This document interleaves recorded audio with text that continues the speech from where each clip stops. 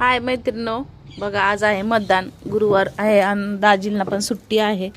सुट्टी आहे म्हणलं की दाजींचं म्हणजे नी सण किंवा पार्टी म्हणलं तसंच असतंय. तर बघा दाजी जाऊन दोन दोन प्रकारचं मटण घेऊन आल्यात आणि केळी पण घेऊन आल्यात. इकडं बघा चिकन आहे आणि इकडं बघा बकऱ्याचे पाय असतात का, हां त्या बकऱ्यांच्या पायाचं मला सूप प्यायला सांगितलं डॉक्टरांनी. मला कॅल्शियम कमी पडतंय ना त्यामुळं. पण दाजी घरी असले की सुट्टी असली दाजींना की दाजी किचनमध्ये थोडंफार तरी मला मदत करू लागतात.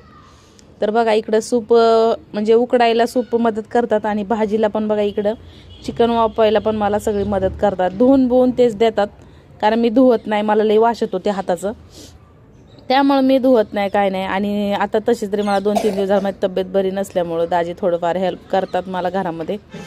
तर बघा इकडं चिकन उकडायला ठेवलं आहे आणि इकडं की मी सूप करायला ठेवलं आहे.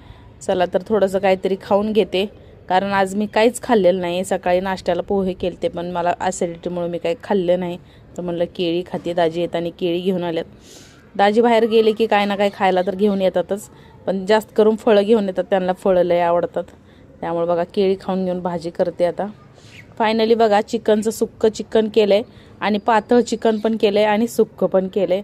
आणि बघा मस्त ज्वारीच्या पांढऱ्या शुभ्र भाकऱ्या करून घेतल्यात आणि इथं पातेल्यात भात केले. कुकरमध्ये मी भात करत नाही, दाजीला आवडत नाही म्हणून.